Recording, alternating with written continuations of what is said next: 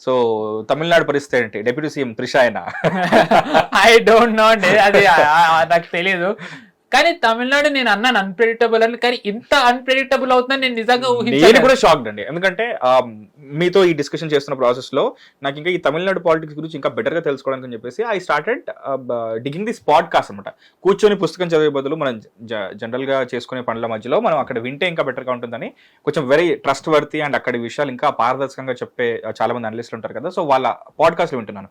That's when I got to know MGR ని ముట్టుకుంటే కరుణానిధి ముట్టుకుంటే జయలలిత. సో ఈ ముగ్గురు ట్రయాలజీ కంపల్సరీ కంప్లీట్ చేస్తేనే తమిళనాడు పాలిటిక్స్ గురించి కొంచెం బేసిక్స్ తెలుస్తాయి, కొంచెం అండర్స్టాండింగ్ వస్తుందని చెప్పేసి. మీకు ఇంకొక సారీ ఫర్ ఇంటరప్టింగ్ అండి, మీరు ఎలాగో ఇంత చదువుతున్నారు కాబట్టి అన్నాదురై ఆబ్వియస్లీ అదే కొంచెం అందుకే కొంచెం అన్నాను నేను. మూలాలు అన్నాదురై వరకు వెళ్ళాలన్నా కానీ ముందు లైక్ ఇక్కడ నుంచి స్టార్ట్ చేస్తే ఆబ్వియస్లీ మళ్ళీ అక్కడికి వెళ్తామన్న ఉద్దేశంతో వెయిట్ చేస్తున్నాను.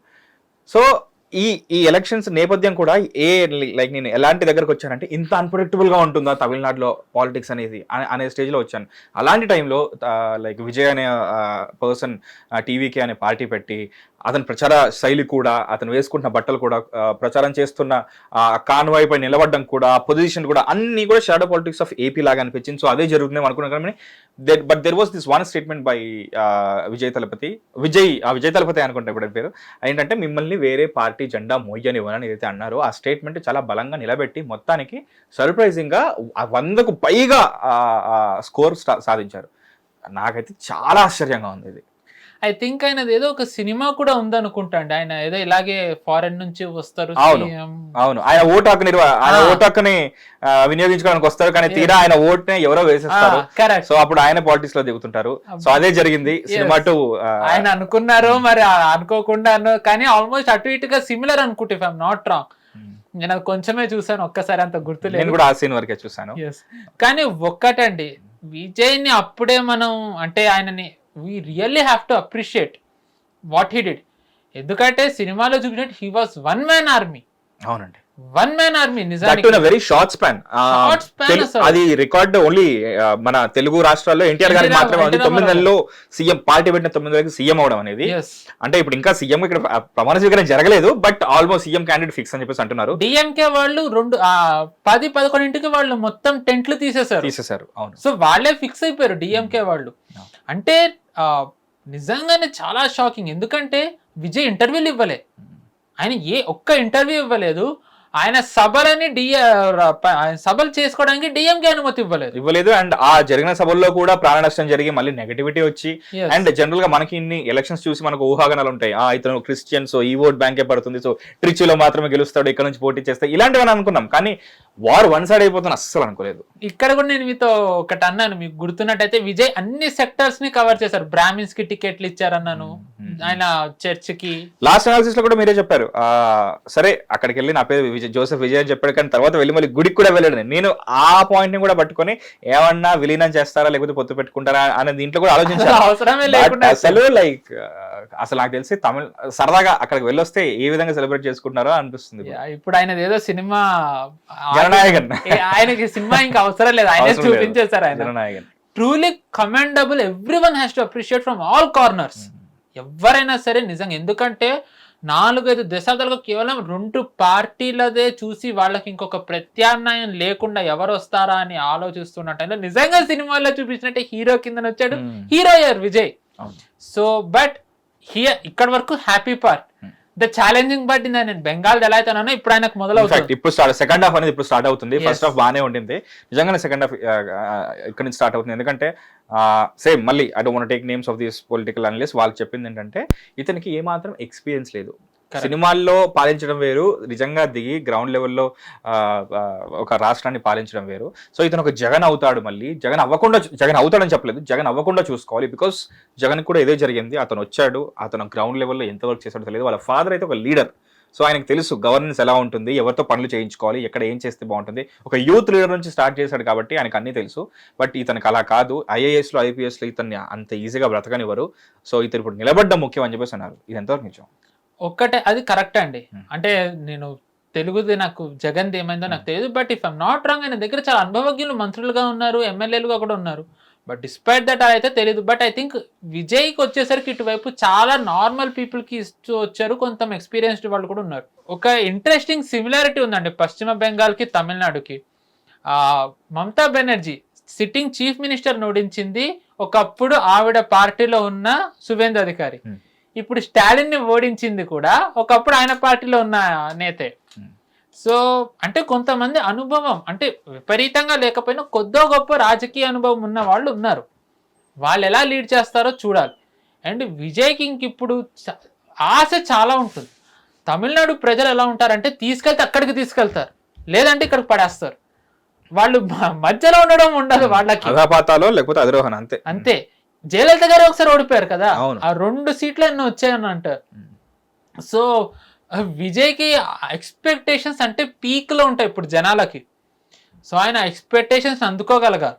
సో ద బిగ్గెస్ట్ ఛాలెంజ్ ఏంటి అంటే, మీరు ఇందాక బ్యూరోక్రసీ అన్నారు, బ్యూరోక్రసీ కంటే కూడా ఆయనకున్న పెద్ద ఛాలెంజ్ ఏంటి అంటే జనాల ఎక్స్పెక్టేషన్స్ ఆయన అందుకోగలగాలి. అంటే ఆయన ఒక రకంగా ఇప్పుడు విజయ్ని ఎన్నుకున్నారు అంటే ఇప్పుడు ఉన్న ద్రవిడ పార్టీలు మాకు వద్దు అని, అంటే మాకు ఈ ద్రవిడవాదంతో మేము విసుగెత్తిపోయాం, మాకు ఒక ప్రత్యామ్నాయం కావాలి, మా బతుకులు బాగుండడానికి మాకు ఒక ప్రత్యామ్నాయం కావాలి అని. సో విజయ్ ఆ ద్రవిడవాదం వైపు వెళ్లకుండా తను ఒక ప్రత్యామ్నాయంగా నిరూపించుకుని తను ఒక కొత్త రాజకీయ ఒరవడి సృష్టించాలి అక్కడ. నియో ద్రవిడనిజం అని చెప్పేసి కొత్తగా ఇంకో ఏదో పదం అంటున్నారు. Let's hope not. మళ్ళీ వాటిల్లోకి వెళ్తే గనక అది ఇంకొక ఛాలెంజ్ అవుతుంది. అగైన్ నేను విజయ్ది ఇంకా మనం అప్పుడే ఆయన ఒక దాడిన పెట్టలేం, ఎందుకంటే ఇంకా ఆయన జస్ట్ వాగ్దానాలే ఉన్నాయి, ఇంకా ఆయన పరిపాలన మొదలవ్వలేదు. సో ఒక ఏడాది పట్టే అవకాశం ఉంది. అంతవరకు ఆయన నిందించడం, ఆయన అనడం సబబు కాదని నా వ్యక్తిగత అభిప్రాయం. ఆయన మేనిఫెస్టో చూసారా, 8 గ్రాముల బంగారం ఇస్తారని చెప్పేసి చెప్పారు. నేను నిజం చెప్పాలంటే అంటే మేనిఫెస్టోల మీద నేను ఆధారపడినండి. అగైన్ మళ్ళీ అహంకారం కాదు, ఎందుకంటే అందరివి మేనిఫెస్టోలు ఎన్నికల్లోకి ఒక్కసారి వెళ్ళిన తర్వాత నేను మీతో అన్నట్టుగా నేతల ప్రచారం, నేతల ఎంపిక, వ్యూహాలు, ప్రతి వ్యూహాలు వీటి ఆధారంగా నేను చూస్తా. Manifesto does play big role, నేను కాదనట్లేదు. కానీ తమిళనాడుకు వచ్చేసరికి ఇదేం పెద్ద డిఫరెంట్ కాదు నా అభిప్రాయం, ఎందుకంటే ఫ్రీ సెల్లులు, ల్యాప్టాప్లు, వెహికల్స్. సో విజయ్ అక్కడ మళ్ళీ సేమ్ వీళ్ళదే ఫాలో అయ్యారు. అండ్ అగైన్ అది ఈజ్ ఇట్ రాంగ్ అంటే రాజకీయంగా గెలవాలి అంటే ఏదన్నా చేయాల్సిందే. మోదీ గారు ముఖ్యమంత్రిగా ఉన్నంత వరకు గుజరాత్ లో ఆయన గెలిచిన ప్రతిసారి ఆయన ఒక్క ఫ్రీబీ ప్రకటించలేదు. నిజానికి ఆయన ప్రధానమంత్రి అభ్యర్థిగా అయిన తర్వాత కూడా ఆయన ఫ్రీబీ ప్రకటించలేదు. 19లో కూడా ఫ్రీబీస్ లేవు. కానీ అలాంటి ఆయన 2023 మధ్యప్రదేశ్ ఎన్నికలకు వచ్చేసరికి ఆ పార్టీ శివరాజ్ సింగ్ చౌహాన్ ఒక ఫ్రీబీ ప్రకటించారు, లడ్కీ బెహనా యోజన, లాడ్లీ బెహనా యోజన. మోదీ గారు దాన్ని చాలా రెసిస్ట్ చేశారు వద్దని. కానీ అక్కడ స్థానికంగా ఉన్న వాళ్ళు అమిత్ షా గారు ఏమన్నారంటే ఇది ప్రకటించకపోతే మనకి మహిళా ఓట్లు రావు, చాలా కష్టం అని. మోదీ గారు అయిష్టంగానే దాన్ని ఒప్పుకున్నారు. కానీ ఎన్నికల ప్రచారంలో ఎక్కడా కూడా ఆ పథకం పేరెత్తలేదు ఆయన, ఎందుకంటే మనకు ఫ్రీబీ మన కల్చర్ కాదని. కానీ దురదృష్టవశాత్తు ఆ ఫ్రీబీనే మధ్యప్రదేశ్లో మళ్ళీ బీజేపీని అధికారంలోకి తెచ్చింది. దాని ప్రేరణతోనే మహారాష్ట్రలో వీళ్ళు ఒకవేళ ఇక్కడ లడ్కీ బెహనా యోజన అయితే అక్కడ loudly Behna are vice versa, వాళ్ళు అక్కడ ఇంకో పథకం మొదలు పెట్టారు. అదే మళ్ళీ వాళ్ళకి 220 సీట్లు 30 సీట్లు తెచ్చిపెట్టింది. సో అవునన్నా కాదన్నా మన దేశంలో ఫ్రీబీ కల్చర్ అనేది అదొక పార్ట్ అయిపోయింది. ఇందులో జనాలని బ్లేమ్ చేయడానికి లేదు, రాజకీయ పార్టీని బ్లేమ్ చేయడానికి. రాజకీయ పార్టీలు డైరెక్ట్ నిన్ను ఫ్రీబీ ఇవ్వకుండా గెలుస్తాను అని అంత ధైర్యం వాళ్ళు చెయ్యలేరు. ఐ డోంట్ థింక్ ఫ్రీబీస్ వల్లే ఓటు వేస్తున్నా అని చెప్పేసి నేను అనుకోను. ఎస్, కానీ హర్యానాలో 2024లో ఫ్రీబీస్ ప్రకటించకుండా గెలిచారు బీజేపీ వాళ్ళు 3వ సారి. కొన్ని చోట్ల వాళ్ళే ఆ రెసిస్టెన్స్ వాళ్ళు చేయగలుగుతున్నారు. బట్ తమిళనాడు ఇస్ కామన్ అండి, మనం ఏం చేయలేము. కొన్ని పాతవి ఆయన పాత పార్టీలో ఆయన ఫాలో అవుతున్నారు, బట్ గవర్నెన్స్ ఆయన ఈ కెనాట్ ఫాలో ఈ డిఎంకే ఏఐడిఎంకే, ఎందుకంటే వాళ్ళ ప్రత్యామ్నాయంగా నేను అనుకున్నారు కాబట్టి మళ్ళీ అదే చేస్తే కనుక దానికి దీనికి తేడా ఉండదు. అండ్ విజయ్ లాంగ్ టర్మ్ ప్లేయరా షార్ట్ టర్మ్ ప్లేయరా కూడా చూడాలి. ఎగ్జాక్ట్లీ, ఆయన వన్ టైమ్ ఫ్లూకా లేకపోతే ఏంటని. ఇంకొక ఇంట్రెస్టింగ్ ఆస్పెక్ట్, ఫ్లూక్ అయినా పర్లేదు చాలు మాకు ఒకసారి సీఎం అయిపోయిన దీంట్లో ఉంటారు. ట్రూ, కానీ విజయ్ది చాలా మంది తమిళనాడుదే చూస్తున్నారు, కానీ పుదుచ్చేరిలో కూడా ఆయన 2 సీట్లు గెలిచారు. పుదుచేరిలో కూడా 2 సీట్లు. నేను ఏపీ షాడో పాలిటిక్స్ తమిళనాడులో ఉన్నాయనుకున్నాను, కానీ అక్కడ గెలుపు ఇక్కడ ఎఫెక్ట్ చూపిస్తుంది అనుకోలేదు. ఇక్కడ ఇంకో పార్టీ, ఇంకో అభ్యర్థిని, ఇంకో నాయకుల్ని కంపేర్ చేస్తూ చాలా వరకు ట్రోల్స్, చాలా వరకు కంపారిజన్ చేస్తున్నారు. పుదుచ్చేరిలో కూడా ఆయన 2 సీట్లు గెలవడం అనేది అది చాలా గొప్ప విషయం. అది అక్కడ ఉన్న అధికారం అంటే ఎన్డీఏకి అది ఒక వేకప్ కాల్, వాళ్ళకి అది డేంజర్ బెల్. అది ఎందుకంటే బీజేపీకి గతంలో వచ్చిన దానికంటే కూడా 2 సీట్లు తగ్గాయి, డిఎంకే సీట్ల సంఖ్య పెరిగింది, ఆధిక్యం వచ్చింది ఎన్డీఏకి. కానీ అక్కడ ప్రత్యామ్నాయంగా వాళ్ళు అక్కడ డిఎంకేని ఇంకా విజయ్ని చూస్తున్నారు. ఒకవేళ విజయ్ గనక 5 ఏళ్ళు ఇక్కడ బాగా చేయగలిగితే ఆ ప్రభావం ఏమి ప్రదర్శన చేయకుండానే 2 సీట్లు వచ్చాయి. ఏమి చేయకుండానే 2 సీట్లు వస్తే పని చేస్తే సీట్ల సంఖ్య ఇంకా పెరిగే అవకాశం ఉంటుంది. సో అది ఎన్డీఏకి అదొక danger bell. So they are left with no choice. వాళ్ళు ఇంకా అభివృద్ధి చేయాలి అంటే ఇప్పటివరకు చెయ్యలేదని అనట్లే, సరిపోలేదు అంటే జనాలకి. సో వాళ్ళు ఇంకా దానికి గతి పెంచాల్సిన అవసరం ఉంది. తమిళనాడు గురించి మాట్లాడితే పుదుచ్చేరి ఇంతకంటే మనం చెప్పక్కర్లే. సో తమిళనాడుకు వచ్చేసరికి మాత్రం స్టన్నింగ్ విక్టరీ. సనాతన ధర్మాన్ని నిర్మూలిస్తాను అన్న తండ్రి కొడుకులు ఇద్దరు కూడా నిజంగానే అయిపోయారు. సో ఇది కనిమొళి ఏమన్నా అడ్వాంటేజ్ తీసుకుంటుందేమో చూడాలి. So we don't know. So I think 20 తర్వాత వచ్చే అసెంబ్లీ ఎన్నికల్లో ఇంకొక పార్టీ ఇంకా టీవీకి అంటే ఈ 2 పార్టీలు బిగ్ బ్రదర్స్ గా ఉండే అవకాశం లేదేమో అనిపిస్తుంది. ఏఐడిఎంకే డిఎంకే అంటే మనం కొట్టి పారేయలేం దాన్ని కూడా. అవి చాలా ఏన్షియంట్ పార్టీస్, వాళ్ళ తుప్పు పట్టేసాయి, తుప్పు పట్టాయి. ప్రస్తుతానికి అంటే కళ్ళ ముందున్న రిజల్ట్స్ ప్రకారం చూసుకుంటే తుప్పు పట్టాయి. మేబీ వాళ్ళ సిద్ధాంతాల్లో ప్రాబ్లం ఉందో, లేకపోతే నాయకుల్లో ప్రాబ్లం ఉందో, క్యాండిడేట్స్ లో ప్రాబ్లం ఉందో తెలియదు. కానీ బట్ వాట్ ఇఫ్ వీళ్ళిద్దరూ పొత్తు పెట్టుకుంటే, అది జరగడం కష్టం, పెట్టుకుంటే టీవీకి పరిస్థితి ఏంటి? Hypothetical, no comments. అంటే ఒక్కటండి, ఏఐడిఎంకే 3వ స్థానానికి పడిపోయింది. రాజకీయంగా ఎప్పుడు ఏ పార్టీని ఎవరు రూల్ అవుట్ చేయకూడదు. చంద్రబాబు నాయుడు గారు 10 సీట్లు వచ్చిన ఆయన మళ్ళీ 150 సీట్లు వస్తాయని ఎవరే ఊహించలేదు. ఇన్ఫాక్ట్ నేను మీరు ఇప్పుడు ఇందాక అన్నట్టు నేను ఇన్ఫాక్ట్ ఈ రోజు కరెక్ట్ ఆ పాయింట్ దగ్గరే అనుకుంటున్నాను. ఏఐడిఎంకే స్థాపించిన ఎవరైతే ఎంజీఆర్ గారు ఉన్నారో, ఆయనకి ఏదైతే కిడ్నీ ఆపరేషన్ జరిగిన తర్వాత ఆరోగ్యం సహకరించక ఏదైతే అదైంది, నేనున్నంత వరకే నెంబర్ 1 నెంబర్ 2 ఉంటాను, ఉప ముఖ్యమంత్రి ఆ పొజిషన్ నేను ఇంకో కొత్తగా క్రియేట్ చేసి కన్ఫ్యూజన్ క్రియేట్ చేయలేను, ఏదున్నంత వరకు నా వరకే, నా తర్వాత పార్టీ ఏమైపోయినా సరే నాకు సంబంధం లేదని చెప్పేసి ఆయన అన్నారంట అప్పట్లో. అంటే ఆయన తర్వాత పార్టీ ఉండదు అని నమ్ముకున్నారు. కానీ ఆ పార్టీ ఇన్ని సంవత్సరాలుగా ఉండి ఆ తర్వాత జయలలిత గారు అందులో వచ్చి ఆమె రూల్ చేసి మళ్ళీ ఓడిపోయి ఇప్పటి వరకు, ఇప్పుడు నెంబర్ 3కి వచ్చేంత వరకు ఆ పార్టీ ప్రస్థానం ఉంటుందని ఆయన అస్సలు అనుకోలేదంట. కరెక్ట్. కానీ ఇక్కడ అంటే ఎంజీఆర్ ఒక వేవ్, ఒక సెన్సేషన్, జయలలిత గారు కూడా, కానీ పళనిస్వామి అది కాదు. అదే చెప్పాను కదా ఇందాక, సేమ్ అక్కడ ఆరా ఉండాలి కాబట్టి వెయిటేజ్ ఉండాలి. ఇప్పుడు ఇంకా ఏఐడిఎంకేకి ఫేస్ లేదు, జనాలు పళనిస్వామిని తిరస్కరించారు. సో ఇప్పుడు ఏఐడిఎంకే ఓటు బ్యాంకు ఇంకొక దానికి షిఫ్ట్ అవుతుంది. అది ఎటు అవుతుంది అనేది చూడాలి. ఐ డోంట్ థింక్ ఇంకా డిఎంకేది మనం చూడాలి ఏమవుతుంది అని, దానిది కూడా కొంచెం వేచి చూడాలి. బట్ ఏఐడిఎంకే పడిపోయినంత పాతాళానికి పడిపోతుందని నేను అనుకోను. కానీ డిఎంకే ఇప్పుడున్నంత ప్రభావవంతమైన పాత్రలో ఉంటుంది అని నాకు అనిపించటం లేదు. ఎందుకంటే వాళ్ళు వచ్చినప్పుడు కూడా చాలా వరకు రివల్యూషనరీ డెసిషన్స్ తీసుకున్నారు. వచ్చి రాగానే సరే, ఇప్పుడు నెగటివిటీ ఒక్క రోజులో వచ్చేలేదు. For the first 3 years they were good. ఆ పథకాలు కానీ పేర్లు మార్చుకుంటూ అదే పెట్టండి ఎందుకు ఖర్చు అన్న ఉద్దేశంతో అదే రన్ చేశారు. They were good at some point. But తర్వాత పవర్ కరప్ట్స్ ఎవ్రీవన్ అన్నట్టు ఇంకా చాలా విషయాలు జరిగాయి కాబట్టి. కానీ డిఎంకే మాత్రం అంత అధపాతాలకు పడిపోతుందని చెప్పేసి అయితే అనుకోను ఇప్పుడు ప్రస్తుతం. ఈవెన్ నేను ఏఐడిఎంకే కూడా రూల్ అవుట్ చేయను, కానీ ఏఐడిఎంకేకి ఫేస్ లేదు. ఒక డిఎంకే కానీ ఒకవేళ మేబీ ఉదయనిధి స్టాలిన్ రివైవ్ అవ్వచ్చు, ఎందుకంటే తను చాలా యువకుడు ఇంకా. అవును. అండ్ కనిమొళి కూడా ఉన్నారు. అవును, తెలీదు మనకి. సో ఏది ఏమవుతుంది అనేది ఇంకా వేచి చూడాలి. Vijay victory is really spectacular. ఒక ఎగ్జాంపుల్, మళ్ళీ దీని మీద కూడా సినిమా వస్తుందేమో తెలియదు, వస్తే నాకు చెప్పండి మీరు. బట్ వేచి చూడాలి. But I want to see okay not me, చాలా మంది అనుకుంటున్నారు త్రిష గారిని డిప్యూటీ సీఎం గా చూడాలనుకుంటున్నారని. సో పోటీ చేయందే కష్టం కాబట్టి, సో ఏంటి ఆమెని డిప్యూటీ సీఎం గా చూడాలంటే ఏం చేయాలి, ఏం చేస్తే జరుగుతుంది కొంచెం చెప్తారా మాకు? Extremely sir, I don't want to comment on that. ఎందుకంటే వాళ్ళది ఏదో వ్యక్తిగతం ఉంది, నేను అదంతా ఫాలో అవ్వలేదు కొంచెం. ఎందుకంటే ఆయన టార్గెట్ కూడా చేశారు. టార్గెట్ అని కూడా నిజమో అబద్ధమో కూడా నాకు తెలియదు. సో ఆల్సో ఎలక్షన్ కి ముందు ఈ విడాకులకి సంబంధించిన న్యూస్ కానీ ఇదేదో వచ్చినా కానీ ఆ నెగటివిటీ అసలు పనిచేయలేదు. పర్సనల్ గానే పెట్టారు, అంతే.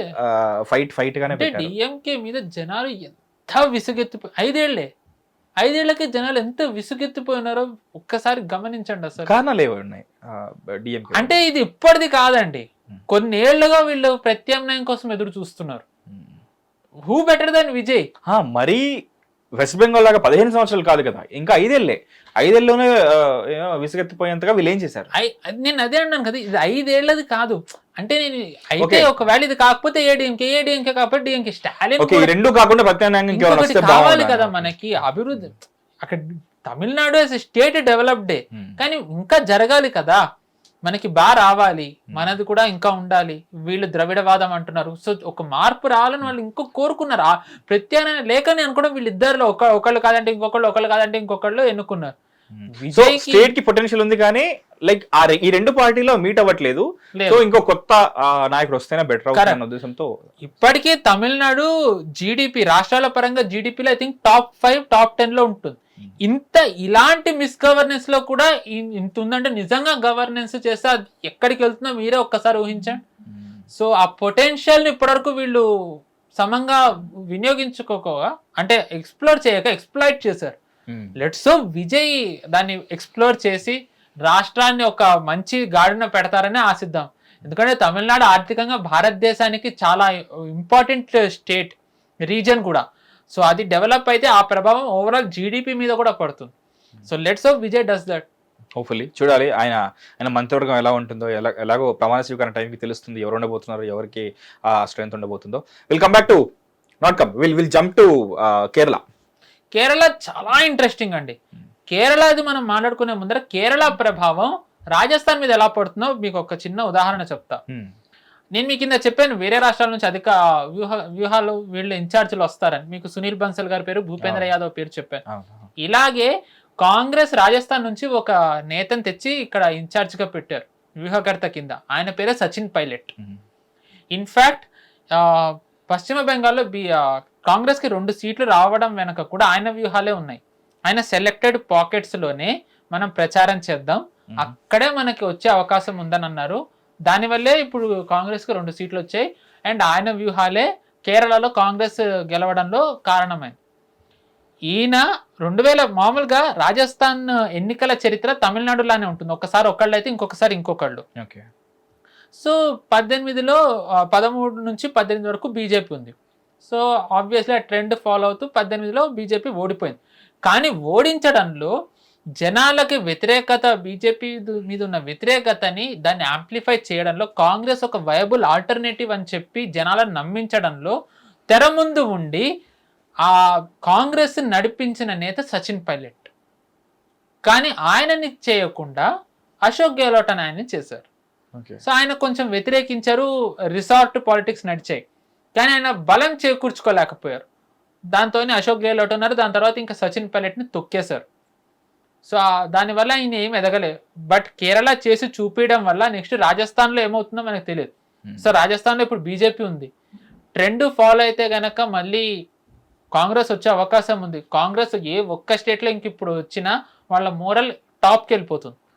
సో మరి సచిన్ పైలట్ అందులోనే ఉంటారా, బీజేపీలోకి వస్తారో చూడాలి.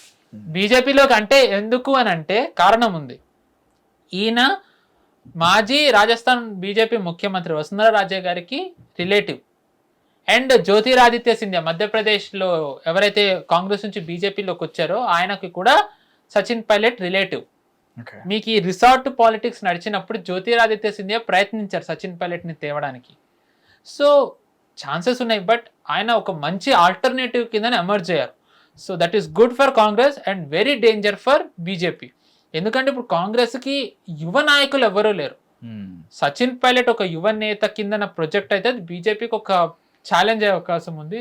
సో ఇంకొక 2 ఏళ్ళు ఉన్నాయి అక్కడ ఎన్నికలకి, చూద్దాం రాజస్థాన్లో ఏమవుతుందో. నెక్స్ట్ స్టేట్ మీరే చెప్పండి, యువర్ ఫేవరెట్ స్టేట్. ఇంకా మిగిలింది ఒకటి అస్సాం. అస్సాం అగైన్ థ్యాంక్స్, నిజమైంది నేను అన్నదే. కానీ ఈసారి బంపర్ గా గెలిచారు, నేను కూడా ఊహించలేదు ఇంత వస్తారని. ఇన్ఫాక్ట్ అమిత్ షా గారు 90 సీట్లే మేము గెలుస్తామన్నారు, కానీ ఆయన ఊహించిన దానికంటే 10-15 సీట్లు ఎక్కువ వచ్చాయి. 105-108 సీట్లో గెలిచారు. అండ్ సార్ కాంగ్రెస్ ఫేస్లెస్ అయిపోయింది అక్కడ. ఎప్పటికప్పుడు డిస్కస్ చేద్దాం. State into hit TV, this is Mahesh.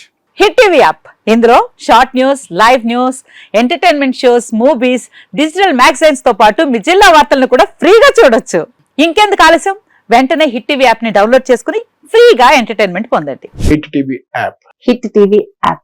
Please download Hit TV app. Hit TV app ని ఫ్రీగా డౌన్లోడ్ చేసుకొని ఎంజాయ్ చేయండి. మీకు నచ్చిన ఎంటర్టైన్మెంట్ కోసం హిట్ టీవీ యాప్ ని ఫ్రీగా డౌన్లోడ్ చేసుకుని ఎంజాయ్ చేయండి. హిట్ టీవీ యాప్ ని డౌన్లోడ్ చేసుకుని ఆస్వాదించండి, ఆశీర్వదించండి. ఇంతమంది సెలబ్రిటీలు హిట్ టీవీ యాప్ ని డౌన్లోడ్ చేసుకోండి అని చెప్తున్నారంటే ఎంత మంచి యాప్ ఆలోచించండి.